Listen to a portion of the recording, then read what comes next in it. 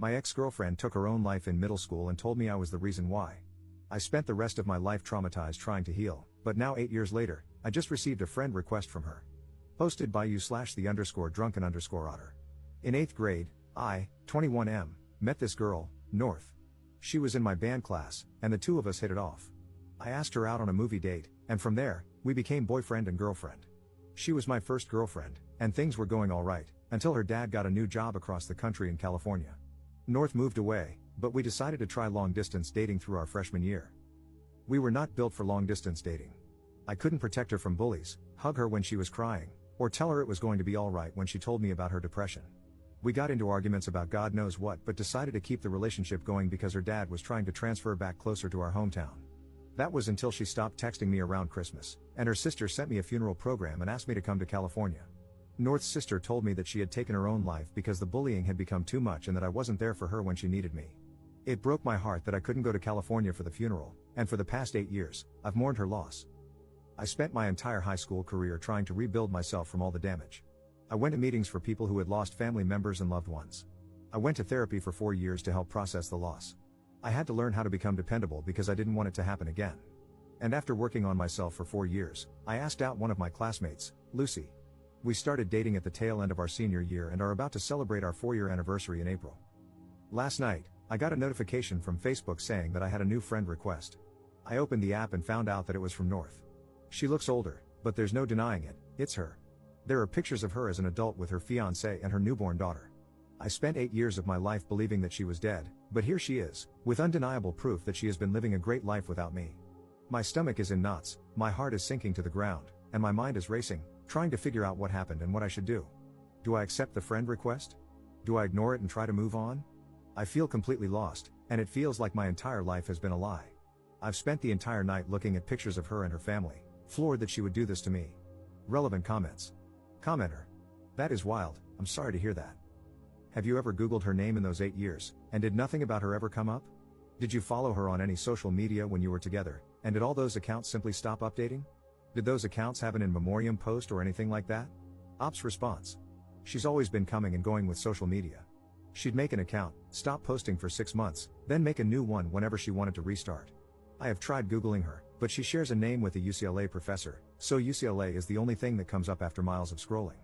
Commenter 2. So, I don't know if it's the healthiest option, but I would 100% want closure. Accept the friend request and send her a message saying how happy you are to see that she's alive since you were under the impression she had committed suicide. How thankful you are that it was a lie and that you're happy she's clearly in a better place. Do not accuse her of anything.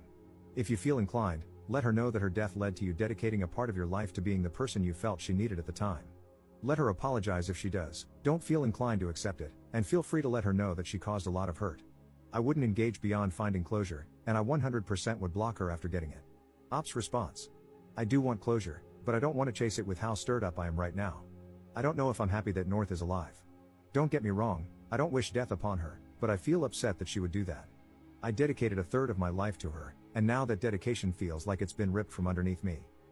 A part of me is happy that she's alive, but I'm also angry, devastated, and heartbroken that I wasn't the person she could simply talk to, that I was such a little crap that it was easier to fake her death than to break up with me. But so much has changed for me because of this. I'm happy with how my life is turning out, but so much of that came from wanting to do right by her memory. And now it's just, I don't know what it is, but I know it sucks. Update same day. Thank you to all who have responded. I want to get to each and every one of you, but for now, I hope this update will do. For now, I have decided to wait until Lucy gets home from work before I make any decision on whether or not to accept the friend request. I want to know what she thinks, and I can always depend on her to keep me level-headed. But until then, I just kinda want to sort out my feelings. I remember the day I found out about North's supposed death. It was a few days before Christmas, and the snow had just started to hit the ground. I remember walking to the edge of the neighborhood along Main Street. I sat on the sidewalk, watching the cars, thinking about how, if I walked onto the road, they wouldn't be able to stop. I was sitting there on the sidewalk, contemplating for what felt like hours. It was there that I decided I wanted to keep living. It was the most important choice of my life. But now that choice feels hollow. It feels meaningless. Every decision I've made since then has come from that choice I made 8 years ago, and now it feels empty and without promise. I'll keep you guys updated on what Lucy and I decide. Please don't think for a second that I plan to do anything drastic, I really don't, and I want to keep making that choice to live. But for now, I just need to figure out my meaning. Second update 2 days later. I accepted the friend request. After Lucy and I talked about it, we agreed that the possibility of getting some sort of closure would be worth it. So I accepted the friend request and sent out a text saying hello. About half an hour later, I received a notification that North had responded. We started talking a bit, discussing how our lives had been.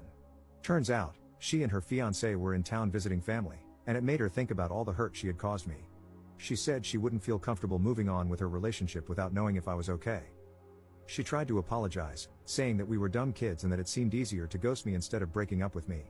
She told me all about how, in some messed up teenage way, she thought that giving me an explanation for her ghosting me would make it easier for me to move on, so she and her sister concocted the whole story.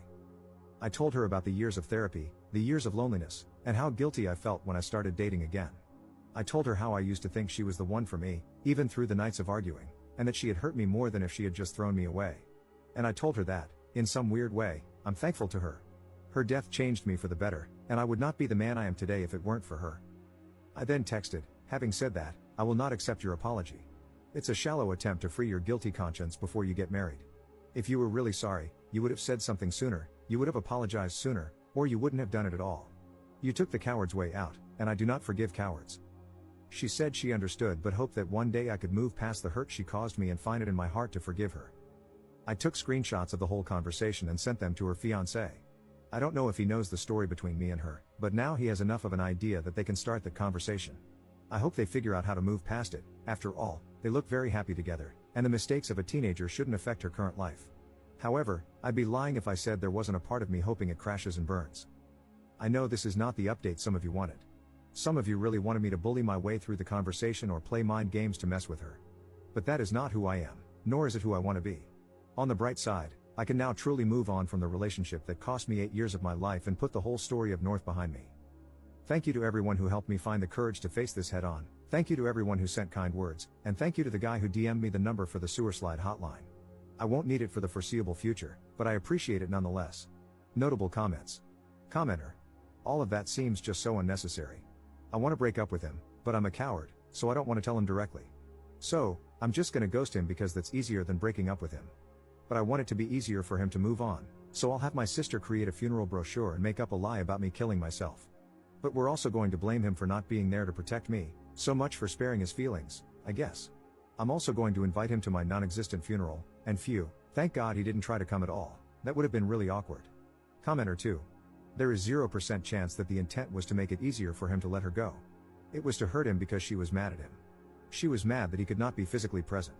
That's why her sister said she killed herself, because he couldn't be there for her. Her coming forward and apologizing was an act of self-preservation. She was visiting her hometown with her fiancé, and if they ran into each other, it would cause quite a scene. She needed to make sure she smoothed things over before that could happen. She is a malignant soul.